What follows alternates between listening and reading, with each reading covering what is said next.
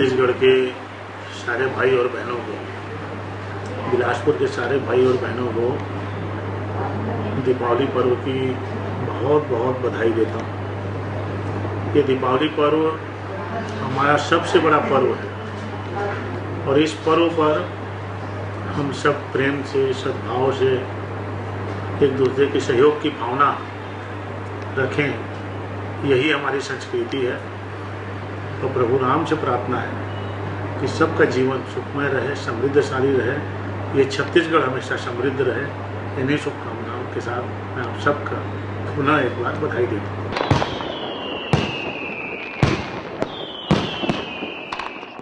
मैं सबसे पहले दीपावली की इस पावन पर्व पर पूरे क्षेत्रवासियों को, देश और देश के नागरिकों को अपनी तरफ से बहुत बहुत हार्दिक बधाई देता हूँ, शुभकामना व्यक्त करता हूँ और ये अपील करता हूँ कि पर्यावरण को सुरक्षित रखते हुए पटाखा उड़ें और पटाखा से किसी दूसरे व्यक्ति को नुकसान न हो और खुशहाली के साथ अपनी दिवाली मनाएं।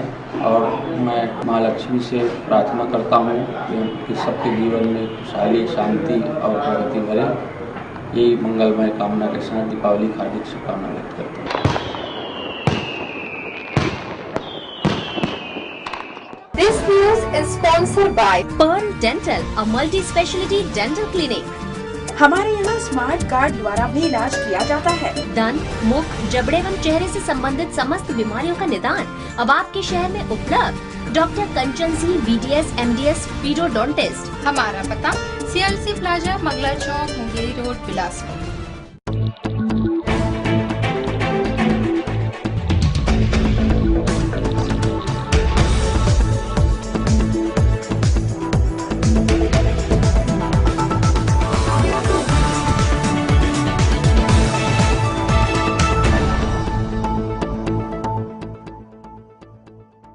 नमस्कार, सिटी न्यूज में स्वागत है आपका। आपके आसपास की खास खबरों के साथ मैं मनीष मनसागर। आइए बुलेटिन की शुरुआत करें। पहले एक नजर आज की अहम खबरों पर।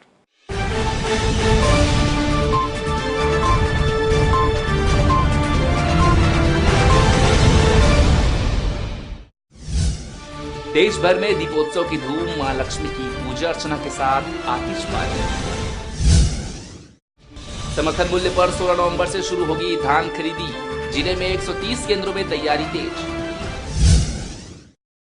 दीपावली के दिन भी हुई आपराधिक घटनाएं, धारदार हथियार से हमला, बच्ची से रेप। और हड़प्पा विकास प्राधिकरण के नियम शिथिल, बफर जोन में हो सकेगी जमीन की खरीदी।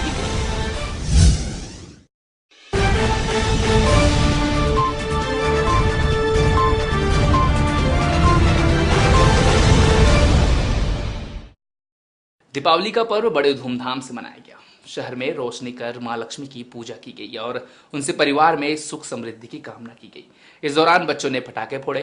कार्तिक अमावस्या को दीपावली मनाई जाती है। इस दिन भगवान राम रावण का वध कर वापस अयोध्या लौटे थे। उनके आने की खुशी में ही दीपोत्सव मनाया गया था, जिसके बाद हर साल इस दिन दीपावली मनाई जाती है। दीपावली मनाने घर की साफ सफाई, रंग रोगन किया जाता है और नए कपड़े पहनकर मां लक्ष्मी की पूजा की जाती है। आज ही के दिन व्यापारी पूजा कर नए बही खाता की शुरुआत करते हैं। बाहर में नरक चौदस का पूजा किया जाता है, रात को किया जाता है और उसमें चौक पुरते हैं और मिट्टी का दिया बनाया जाता है और उसमें एक बाती जलाया जाता है और उसको रात को जलाते हैं। टिकरापारा में काली पूजा का आयोजन किया गया। बंगाली समाज द्वारा विगत 31 वर्षों से आयोजन किया जा रहा है। मंगलवार को नगरीय प्रशासन मंत्री अमर अग्रवाल, महापौर किशोर राय भी काली पूजा में शामिल हुए। बड़ी संख्या में बंगाली समाज के लोगों ने की काली पूजा कर उनका आशीर्वाद लिया। ज्ञान मां सरस्वती से मिलता है, धन मां लक्ष्मी से मिलता है, शक्ति मां काली से मिलती है। और आज संयोग है कि अमावस्या 8 बजे दिन प्रारंभ हुई। आज लक्ष्मी जी भी है और आज काली जी भी है। उन दोनों से मेरी प्रार्थना है कि हमारा बिलासपुर समृद्धशाली भी है, हमारा बिलासपुर शक्तिशाली भी है और मां सरस्वती से प्रार्थना है कि हमारा बिलासपुर में सबके पास ज्ञान भी रहे, जिससे बिलासपुर आगे बढ़ रहा है। पूजा से हमने शुरुआत की थी। उसका दुर्गा पूजा लगातार हमारा 30 वर्ष इस बार संपन्न हुआ और काली पूजा जो है 29वां वर्ष यहाँ पर संपन्न होने जा रहा है। जब पुराने ज़माने से ही ये जाना जाता है यहाँ पर दुर्गा पूजा और काली पूजा की इस जगह विख्यात। इस बार तिथि अनुसार ये एक दिन पहले हो रहा है। वैसे तो जिस दिन दिवाली की रात होती है उसी दिन श्यामा पूजा किया जाता है, लेकिन इस बार तिथि अनुसार ये एक दिन पूर्व में। छत्तीसगढ़ की परंपरा में गौरा गौरी पूजा का खास महत्व है। हालांकि यह परंपरा अब ग्रामीण तबके तक ही सिमट कर रह गई है। इसे बचाने बिल्हा क्षेत्र के ग्रामीणों की भूमिका महत्वपूर्ण है। पूर्व विधानसभा अध्यक्ष धर्मलाल कौशिक ने भी दिवाली के बाद मनाए जाने वाले इस पूजा की क्षेत्रवासियों को शुभकामना देते हुए इस पूजा को मनाने के पीछे वैदिक महत्व पर प्रकाश डाला। उन्होंने बताया कि बिल्हा क्षेत्र में धूमधाम से मनाए जाने वाले गौरा गौरी पूजा को लेकर उनमें खास तौर पर आस्था और रुचि है। ईसर महादेव प्रचलित परंपरा के अनुसार से इसको मनाते हैं। भगवान शिव जी की बारात निकालते हैं और बड़े उत्साह के साथ में हमारे आदिवासी समाज के द्वारा तो कार्यक्रम का आयोजन होता है, लेकिन सारे समाज मिलकर के इस कार्यक्रम का आनंद लेते हैं। इस देश में बहुत सारे प्रचलित परंपरा है। हमारी जो राष्ट्रीय एकता, अखंडता और ये छोटे छोटे जो बातें हैं जो एक दूसरे को समाहित किए हुए हैं, आने वाले समय में भी इस परंपरा को जारी रख करके हम इस राष्ट्रीय एकता में अपनी बल दें, महत्व दें। दिवाली के शुभ अवसर पर चल संपत्तियों की खरीदी शुभ मानी जाती है। यही वजह रही कि दीपावली के दिन देवी मंदिरों में अपने वाहनों की वैदिक मंत्रोच्चार के साथ पूजा कराने लोगों की भीड़ देखने को मिली। तिफरा स्थित काली मंदिर में सुबह से देर शाम तक लोग दुपहिया, चार पहिया वाहनों को लेकर अपनी बारी का इंतजार करते मंदिर के बाहर कतारबद्ध दिखे। आगामी 16 नवंबर से प्रदेश में समर्थन मूल्य पर धान की खरीदी शुरू होने वाली है। लिहाजा तैयारियों को लेकर विशेष निर्देश जारी कर दिए गए हैं। जिले के भी 130 धान खरीदी केंद्रों में धान की खरीदी की जाएगी, जहां व्यवस्था बनाई जा रही है। वहीं धान खरीदी के बाद उठाव को लेकर भी इस बार विशेष निर्देश दिए गए हैं। इस बार भी जिले के 130 धान खरीदी केंद्रों से समर्थन मूल्य पर धान की खरीदी की जाएगी। सभी केंद्रों में भंडारण के लिए व्यवस्था करने विशेष निर्देश जारी कर दिए गए हैं। वहीं इस बार भी मोटा धान 1410 रुपए प्रति क्विंटल और पतला 1450 रुपए प्रति क्विंटल की दर से खरीदा जाएगा। शासन निर्देशानुसार पूरे छत्तीसगढ़ में 16 नवंबर से जो समर्थन मूल्य में धान की खरीदी किया जाएगा और जिले में 130 धान खरीदी केंद्र हैं, जिसको पूरी तरह तैयार कर लिया गया है। अब बारदाने भेजने की कार्रवाई चल रही है। लगभग एक आध दिन में पूरे समितियों में बारदाना भी पहुंच जाएगा और जहां जहां कंप्यूटर व्यवस्था नहीं है और ऑपरेटर नहीं है, इसकी भी व्यवस्था कर लिया गया है। यानी जिला प्रशासन की ओर से पूरी तैयारी है अभी। हालांकि अल्प वर्षा की वजह से इस सीजन धान की आवक कमजोर होने की संभावना जताई जा रही है। इसके बावजूद 40 लाख क्विंटल तक लक्ष्य तय कर जिले में धान की खरीदी की जाएगी। वहीं इस बार धान उठाव को लेकर होने वाली समस्याओं से छुटकारा पाने परिवहन की व्यवस्था भी मजबूत रखी जाएगी। इस बार जो है कलेक्टर साहब का जो मनसा है, किसी भी समिति में 2000-3000 कुंटल से ज़्यादा रहने नहीं दिया जाएगा और जैसे ही 1000, 2000, 3000 कुंटल होता है वैसे ही संग्रहण केंद्र में ये तो मिलर के माध्यम से उठाव कर लिया जाएगा। 16 नवंबर से शुरू होने वाली इस धान खरीदी प्रक्रिया को लेकर तैयारियां तो पहले से सुनिश्चित की जा रही हैं, लेकिन खरीदी के दौरान आने वाली समस्या इस सीजन भी जीरो शॉर्टेज के लक्ष्य को हासिल कर पाती है या इस वर्ष भी परेशानी का सबब बनती है, समय आने पर ही पता चलेगा। कैमरामैन राकेश साहू के साथ रमेश राजपूत, सिटी न्यूज बिलासपुर। जनगणना कार्य निदेशालय द्वारा जारी निर्देश के अनुसार आगामी 15 नवंबर से 21 दिसंबर तक राष्ट्रीय जनगणना पत्रक में आधार क्रमांक और राशन कार्ड क्रमांक दर्ज करने का कार्य किया जाएगा, जिसके लिए सभी निकाय के अधिकारियों को विशेष प्रशिक्षण और निर्देश दिए गए हैं। लिहाजा इस कार्य के लिए प्रगणकों की नियुक्ति की जाएगी। आगामी सप्ताह में प्रगणकों की नियुक्ति कर उन्हें इस शुद्धिकरण अभियान में लगा दिया जाएगा। जिला प्रशासन भी इस कार्य को लेकर विशेष तैयारी में जुट गया है। हालांकि इस कार्य के दौरान आधार क्रमांक जनगणना पत्रक में जोड़ना अनिवार्य नहीं किया गया है। सरकंडा अशोकनगर के लगभग 70 मकानों को तोड़ा जाएगा, जिसके लिए निगम प्रशासन द्वारा अतिक्रमण हटाने लोगों को नोटिस दे दी गई है। वहीं 1 माह के भीतर घर खाली करने निर्देश भी दिया गया है। और शासन द्वारा 70 अतिक्रमणकारियों को अटल आवास दिया जाएगा, जिसके लिए शासन ने लोगों को आश्वासन दिया है। अशोकनगर में राजीव आवास योजना प्रस्तावित है, ऐसा करके काम रुका हुआ है। 30 सालों से बस्ती है लगभग। 70 घरों को तोड़ के जो ये IHSDC के अंतर्गत बना है मकान, उसमें देना है, ऐसा करके शासन बोल रही है। लेकिन कई परिवारों को ये जो आवास है वो अच्छा नहीं लग रहा है, मजबूत नहीं बना है, ऐसा बोलते हैं लोग बाग। तो उसमें हम जबरदस्ती करेंगे तो हमारे ऊपर सीधी बात आएगी। जगह जगह कचरा फैला रहता है और वो कचरा कुछ दिन बाद मेन रोड में आ जाता है। उस पर बच्चे खेलते हैं और बीमार पड़ते हैं। सुलभ सामने बन गया है, इसकी भी कोई व्यवस्था नहीं हो रही है। कुल मिलाकर के ये अशोकनगर में धीरे धीरे गंदगी का अंबार होते जा रहा है, लोग बीमार पड़ रहे हैं। और बीच बीच में किसी प्रकार से गरीब लोग यहाँ रह रहे हैं, अपनी रोजी रोटी कमा खा रहे हैं। बीच बीच में और भी नगर निगम के कर्मचारी आएंगे और अनाप शनाप बात करते हैं, गाली गलौज देते हैं और धमकाते चमकाते हम तोड़ देंगे, तुम लोग खाली कर दो, ऐसा वैसा है, तुम बेजा कब्जा कर रखे हो। ये ठीक बात नहीं है, इसको शासन को प्रशासन को ध्यान देना चाहिए। एक छोटे से ब्रेक के बाद जल्द हाजिर होते हैं, आप बने रहिए। न्याय की बात हो या अपराध, राजनीति हो या जनता से जुड़े मुद्दे, खेल जगत की खबरें हो या धर्म कला से जुड़ी, शिक्षा हो या स्वास्थ्य, किसान हो या कारोबार, सबसे है हमारा सरोकार, क्योंकि सिटी न्यूज है सच के साथ। दिवाली जो प्रकाश पर्व है, दीपावली के नाम से भी जाना जाता है। मैं इस अवसर पर, प्रकाश पर्व के अवसर पर, मैं सभी जनों को बहुत बहुत हृदय से शुभकामनाएं देना चाहूँगा और मैं उम्मीद करूँगा उत्साह उमंग के साथ, भाईचारा के साथ दीपावली का पर्व जो है आप हम सभी लोग मिलकर मनाएंगे। और विशेष रूप से मैं कहना चाहूँगा कि दीपावली का उत्सव, प्रकाश पर्व का उत्सव हम ऐसे मनाएं जिससे पर्यावरण को कम से कम क्षति पहुँचे।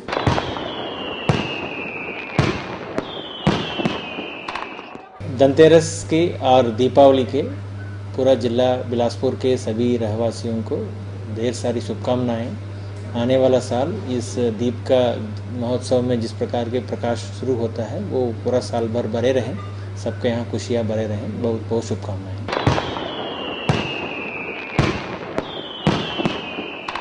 ब्रेक के बाद स्वागत है आपका। हिंदू चौक के पास नशीली दवा खरीदने के विवाद पर एक पक्ष ने दूसरे पक्ष पर चाकू से वार कर दिया। सकरी में रहने वाला मोहम्मद शाहिद ऑटो चलाता है जो अपने खलासी के साथ इंदू चौक में खड़ा हुआ था। तभी तालापारा का रहने वाला ताहिर खान और बाबा वहां पहुंचे और शाहिद को नस्ली दवा खरीदने को कहा, जिसे शाहिद ने मना कर दिया, जिससे बौखलाए युवकों ने शाहिद और उसके खलासी पर चाकू से हमला कर युवकों के पास रखे 600 रुपए लूट कर फरार हो गए। थाने में शिकायत करने पर पुलिस ने एक आरोपी बाबा को गिरफ्तार कर लिया, वहीं दूसरे आरोपी की तलाश की जा रही है। मैं मतलब किसी से बात कर रहा था इमरजेंसी में, तो मेरे से मोबाइल मंगा वाला, भाई 2 मिनट रुक जा। तो बोलता था कितना इमरजेंसी, मेरे से इमरजेंसी में मोबाइल को लूट लिया और मैं 600 रुपये रखा था उसको भी लूट लिया है। और ये बीच में आया ना तो इसको मतलब मेरे को मारने के 4 मिनट तो इसको लग गया सर। ये बात कुछ नहीं था सर, वो सिर्फ झम बस रखा था, झम रखा था। वो बोलता है गोली रखा हो लेगा 30 रुपये में एक तो गोली कहता है। कोटा में 7 साल की बच्ची के साथ अनाचार का मामला सामने आया है। मासूम बच्ची को हॉस्पिटल में खड़ा देख एक बारी सभी लोग चकित रह गए जब यह पता चला कि इस मासूम बच्ची के साथ अनाचार हो गया, जिस वजह से हॉस्पिटल के चक्कर काट रही है। घर को सुना पाकर पास के ही रहने वाले युवक ने बहला फुसला कर इस बच्ची की लज्जा भंग करने की कोशिश की, जिसे बच्ची की दादी ने देख लिया और कोटा थाना में युवक के खिलाफ रिपोर्ट दर्ज कराई। इस मामले में कोटा पुलिस ने धारा 376, 511 पास्को एक्ट के तहत अपराध दर्ज कर लिया है। महिला कांस्टेबल कोटा द्वारा एक 7 साल की बच्ची को रेप के आशंका से जांच हेतु लाया गया है। उसकी अभी महिला चिकित्सक द्वारा जांच की जाएगी, उसके बाद देखते हैं क्या रिपोर्ट आता है, उसके अनुसार फिर रिपोर्ट दिया जाएगा। एक 7 वर्ष की लगभग की नाबालिग लड़की जो अपने घर में अकेली खेल रही थी, उसी दौरान एक नाबालिग 16 साल का लड़का जो सूनेपन देख करके उसे संभोग करने का प्रयास कर रहा था। धारा 376, 511 भादवी एवं 8 पास्को एक्ट के अंतर्गत अपराध पंजीबद्ध कर विवेचना में लिया गया है तथा अपचारी बालक को भी हिरासत में लिया गया है। अभी उसका विवेचना की जा रही है। चरित्र शंका के आधार पर पति ने पत्नी पर लकड़ी से वार कर दिया, जिस वजह से पत्नी को गंभीर चोट आई। पत्नी ने इस बात की जानकारी कोटा पुलिस को दी। पुलिस ने इस मामले पर धारा 294, 506 बी, 323, 151 के तहत मामला दर्ज किया। रामदास मानीपुरी अपनी पत्नी लक्ष्मीबाई मानीपुरी को चरित्र की संदेह कर उसे डंडा से मारपीट किया था, चोट पहुंचाया था। उसकी रिपोर्ट पर अपराध धारा 294, 506 बी, 323 भादवी के तहत अपराध पंजीबद्ध कर उसे गिरफ्तार कर लिया गया है और तथा पृथक से उसके विरुद्ध धारा 151 जाब्ता फौजदारी के तहत गिरफ्तार कर प्रतिबंधक कार्रवाई की गई है। मौसम और सरकार की मायूसी से क्षेत्र के किसान मायूस है और सरकारी रवैये से भयभीत भी। यह बातें क्षेत्र के किसानों के पक्ष में कांग्रेस विधायक सियाराम कौशिक ने कही। इस वर्ष के उत्पादन को गत वर्ष से आधा बताते हुए किसानों के हालात को दयनीय बताया। उन्होंने कहा कि सिर्फ बिल्हा ही नहीं, प्रदेश के लगभग सभी किसानों के समक्ष आर्थिक समस्या आई है। छोटे किसानों के आगे पलायन करने के अलावा दूसरा रास्ता भी नहीं दिख रहा है। बिल्हा विधायक सियाराम कौशिक ने खुद स्वीकारा कि उनके क्षेत्र में अभी से पेयजल की समस्या है। सभी गांव के 10 से 15 हैंडपंप के कंठ सूखे पड़े हैं। धान खरीदी नियम पर लेट लतीफी की भी बात कहते हुए प्रदेश सरकार पर किसानों को नजरअंदाज करने का आरोप लगाया। इस वर्ष की फसल जो अभी खरीफ की दिख रही है, लगभग 60%, 40%, 50% के आसपास जाएगी। आने वाला समय सरकार को चाहिए कि पलायन न हो, पलायन को रोकने के लिए तत्काल मनरेगा काम शुरू कराएं। पेयजल की भी बहुत विकट समस्या रहेगी। पिछले वर्ष भी पेयजल की समस्या थी, इस साल भी पेयजल की समस्या बढ़ेगी। टारगेट सरकार को बढ़ाना चाहिए, लेकिन सरकार को चाहिए कि पलायन को रोके और किसी भी तरह से लोगों को रोजगार मुहैया कराए। अरपा विकास प्राधिकरण की वजह से अरपा के दोनों किनारों पर जमीन की खरीदी बिक्री पर प्रशासन द्वारा प्रतिबंध लगाया गया था, जिसमें अब शिथिलता देते हुए बफर जोन में आने वाली जमीनों की खरीदी बिक्री की एनओसी दी जा रही है। वहीं जमीनों के वैल्यूएशन को जांच कर खरीदी बिक्री की अनुमति दिए जाने निर्देश जारी किए गए हैं। अरपा के दोनों किनारों पर शहरी क्षेत्र के अलावा 24 ग्राम पंचायतों में जमीन की खरीदी बिक्री पर जिला प्रशासन द्वारा प्रतिबंध लगाया गया था, जिसमें अब थोड़ी रियायत देते हुए बड़ी राहत लोगों को दी जा रही है। अरपा विकास प्राधिकरण के तहत जमीन खरीदी बिक्री पर लगी रोक से बड़ी समस्या का सामना जमीन मालिकों को करना पड़ रहा था। वहीं गरीब किसानों को खासी परेशानी हो रही थी, जिसमें प्राधिकरण के सदस्यों और अध्यक्ष संभाग कमिश्नर ने बफर जोन में आने वाली जमीनों को लेकर थोड़ी राहत देने के निर्देश जारी किए हैं। अरपा विकास जो प्राधिकरण के जो क्षेत्र है, उसमें दो प्रकार के क्षेत्र है। एक है जो हमारे कोर एरिया है और दूसरा एरिया है बफर एरिया, जो हम लोग 200 मीटर तक हम कहते हैं या उसके आसपास के एक क्षेत्र है। उन क्षेत्र में जो लैंड यूज जो है, यदि उस लैंड यूज का उल्लंघन किए बिना यदि कोई ज़मीन का खरीदी बिक्री करना चाहते हैं, उसके लिए छूट हम लोग ने दिया है, लेकिन कोर एरिया में अभी वर्तमान नहीं दी जा रही है। अरपा विकास प्राधिकरण के अंतर्गत आने वाली जमीनों को उपयोग के हिसाब से 2 जोन में विभाजित किया गया है, जिसमें कोर जोन में नदी के एकदम पास और अन्य जमीन को बफर जोन में रखा गया है। बफर जोन की जमीन की ही खरीदी बिक्री पर छूट दी गई है, वो भी नगर निगम एवं टाउन एंड कंट्री प्लानिंग विभाग से एनओसी प्राप्त होने पर। फिलहाल प्रशासन के इस निर्देश के बाद इस क्षेत्र के अन्य जमीनों की खरीदी बिक्री की जा सकेगी। कैमरामैन राकेश साहू के साथ रमेश राजपूत, सिटी न्यूज बिलासपुर। जांजगीर चांपा जिले में पुलिस विभाग द्वारा दीपावली के दौरान अवैध पटाखों के विक्रय और भंडारण करने वालों पर नकेल कसने बड़ी कार्रवाई को अंजाम दिया गया है। कार्रवाई के तहत पिछले 3 दिनों में 25 छापेमार कार्रवाई कर 15 लाख रुपए के पटाखे जब्त किए गए हैं। पुलिस के इस कार्रवाई से पटाखा व्यवसायियों में हड़कंप मचा हुआ है। जिला पुलिस से मिली जानकारी के अनुसार जिले के विभिन्न थाना क्षेत्रों में अवैध पटाखों के विक्रय और भंडारण की शिकायतें लगातार मिल रही थी, जिन पर योजनाबद्ध तरीके से कार्रवाई करते हुए पुलिस और क्राइम ब्रांच की टीम ने संयुक्त रूप से 25 छापेमारी की, जिसमें 15 लाख रुपए के पटाखे जब्त किए गए हैं, जिसमें पटाखा व्यवसायियों में हड़कंप मचा हुआ है। पटाखे के अवैध संग्रहण और अवैध ट्रांसपोर्टेशन पे कार्रवाई की गई है और इसमें लगभग 25 कार्रवाइयाँ हो चुकी है अभी तक। लगभग 15 लाख का माल इसमें जब्त हुआ है। इसमें मूलतः क्राइम ब्रांच और अलग अलग थानों द्वारा इसमें कार्रवाई की गई है और ये कार्रवाई निरंतर जारी है। और इन दिनों जहां एक और लोग डेंगू, स्वाइन फ्लू और डायरिया जैसे संक्रामक बीमारियों की चपेट में आ रहे हैं, वहीं दूसरी तरफ निगम प्रशासन भी इसे गंभीरता से नहीं ले रहा है, क्योंकि इन दिनों शहर के अधिकांश क्षेत्रों में नालियों का पानी घुटनों तक भरा हुआ है और नालियों की साफ सफाई नहीं कराने की वजह से क्षेत्र में गंदगी का आलम है, जिसके चलते रोजाना दर्जनों मरीज संक्रामक बीमारियों का शिकार हो रहे हैं। ऐसे में स्थानीय निवासी प्रशासन को निकम्मा बताकर अपनी नाराजगी जाहिर कर रही है। रोड में हमेशा पानी बहते रहता है, नली नहीं बनी है और मतलब पूरा पानी और कचरा रहता है रोडों में और गिर जाते हैं लोग बाग फिसल के आके उसमें मतलब फिसल जाते हैं। पानी बच्चे लोग खेलते रहते हैं गंदे पानी से, बीमार होते रहते हैं और पूरा गंदगी फैला है। अशोकनगर में सफाई नहीं, नली नहीं है और पीछे में नाली की व्यवस्था नहीं है। हम लोग और बहुत दिक्कत में है और क्या कहते हैं, आए दिन हमारे घर में सांप वाप सब घुसते रहता है और बहुत झुंझाड़ भी है। जब भी बनाने करते तोड़ने का हम लोग बना नहीं पाते, नाली पीछे बन नहीं रही है। सीसी रोड नाली की समस्या है। अशोकनगर को राजीव आवास योजना के अंतर्गत प्रस्तावित है, ऐसा करके काम नहीं करा पा रहे हैं शासन। लेकिन पब्लिक को तो हमको जवाब देना है। चुनाव के समय हम वोट मांगे हैं कि हम सारा काम करा के देंगे, ऐसा करके हम काम नहीं करा पाते हैं। हम अपने ऊपर बड़े नेता के पास जाते हैं, लेकिन वो लोग भी हमको समुचित रूप से सहयोग करने का वादा करते हैं। अब वादा करते हैं लेकिन वो धरातल पे नहीं आ पाता। सरकंडा अशोकनगर में निगम द्वारा पिछले 3 साल से सुलभ शौचालय बनाने का कार्य चल रहा है, लेकिन ठेकेदार और अधिकारियों की उदासीनता और लापरवाही के चलते सुलभ शौचालय का निर्माण अभी तक पूरा नहीं हो पाया है, जिसमें सुलभ शौचालय आधा अधूरा पड़ा हुआ है। वहीं स्थानीय लोग अधूरे पड़े सुलभ शौचालय में कचरा डंप कर रहे हैं, जिसमें शासन के बनाए योजना का लाभ आम लोगों को नहीं मिल पा रहा है। ऐसे में स्थानीय निवासी निगम प्रशासन के खिलाफ अपनी नाराजगी जता रहे हैं। ये सुलभ कॉम्प्लेक्स मेन रोड तिराहे के पास बनाया जा रहा है हुडको के द्वारा और ये लगभग 2 साल से बन रही है। इसमें ठेकेदार का पूर्णतः निरंकुशता है। ये आए दिन थोड़ा से 2 दिन काम करता है, 2 महीना बंद रखता है और जिससे यहाँ पर इसका टंकी खोदाया, टॉयलेट के लिए टंकी, उसमें का जितना भी मलबा निकला वो मेन रोड में डाल दिया। इसके कारण यहाँ तरह तरह का दुर्घटना हुआ।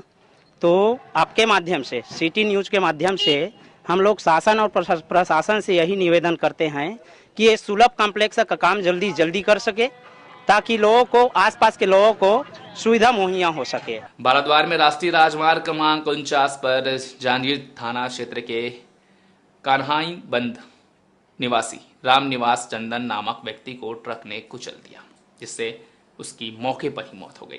घटना के बाद पुलिस ने आनन फानन में मौके से लाश हटा दी, जिसे लेकर मृतक के परिजनों और क्षेत्र के लोगों में आक्रोश पनप गया और दिन भर भारी हंगामा होता रहा।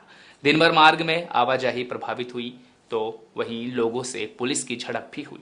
इस मामले में परिजनों ने पुलिस कर्मियों पर गंभीर आरोप लगाए। परिजनों के मुताबिक मृतक का सोने का चैन, अंगूठी और जेब में रखा रकम गायब है। वहीं दुर्घटनाकारी ट्रक रसूखदार का होने के कारण पूरा मामला जल्दी से रफा दफा किया गया है। पुलिस वाले डेड बॉडी उठाने के लिए 2 कारण भी हो सकता है। रसूखदार की से पैसे खाकर उस मृतक के पॉकेट में 10 लाख रुपया था, जो अंगूठी वगैरह थे, इनको भी गायब करने के लिए ऐसा इस प्रकार की इन्होंने किया है। तो हम चाहते हैं कि इस प्रकरण को, ये जितने भी स्टाफ हैं, जिन जिन लोगों ने उस डेड बॉडी को हाथ लगाया है, उन सभी पुलिस वालों का माने बर्खास्त किया जाए और उन पर कड़ी से कड़ी कार्रवाई हो और जो भी शासन से या जैसा भी होगा, जो गाड़ी वाले से, उस पर भी कार्रवाई हो और इनको जो भी मुआवजा निर्धारित की जाए। जब तक पुलिस वाले बर्खास्त नहीं होंगे तब तक हम लोग यहाँ पर हल्ला मचाते रहेंगे, रोड को चक्का जाम करेंगे और ये पुलिस प्रशासन को तत्काल बर्खास्त करें, यही हमारी मांग है। मृतक के परिजनों द्वारा कुछ आक्रोशित होकर वहाँ पे चक्का जाम कर दिया गया था और वहाँ पे काफ़ी अप्रिय स्थिति हो गई थी। पुलिस द्वारा लगातार समझाने के बाद भी उनके साथ धक्कामुक्की की गई और उसमें कुछ पुलिस जवानों को भी चोटें आई हैं, थाना प्रभारी को भी चोटें आई हैं। तो बाद में पुलिस ने उनको सबको रास्ते से हटाया और उसमें मर्ग कायम किया गया और ट्रक ड्राइवर के खिलाफ 304 के तहत कार्रवाई की जा रही है। अब इसमें मर्ग कायम करके प्रथम सूचना पत्र दर्ज कर लिया गया है और आगे की कार्रवाई भी थाना बाड़मेर में की जा रही है। परिजनों के द्वारा जो जो बिंदु रखे गए हैं समस्त मर्ग जांच में स्पष्ट हो जाएंगे। इस बुलेटिन में फिलहाल इतना ही। फिर होगी मुलाकात, तब तक दीजिए इजाजत। नमस्कार।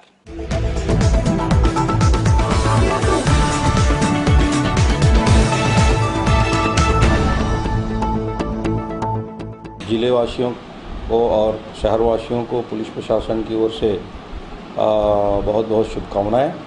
कि वो शांति से दिवाली का त्यौहार मनाएं।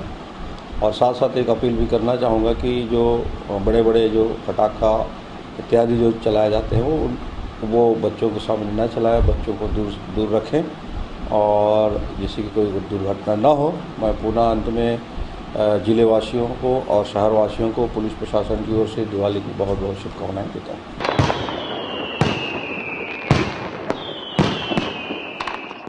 सभी बिलासपुर वासियों को इस दिवाली की बहुत बहुत शुभकामनाएं देना चाहता हूँ। एक्चुअली दिवाली दीपों का यानी प्रकाश का एक पर्व है और हमारे संस्कृति में जो ऊर्जा होती है, जो लाइट होता है, प्रकाश होता है, उसका एक बहुत महत्वपूर्ण है। एक बेसिकली एक होप होता है, आशा होती है और इसके साथ ही जिसका जो सांस्कृतिक महत्व है वो काफ़ी अहम है। एक अच्छा दिवाली हम सब मनाएं।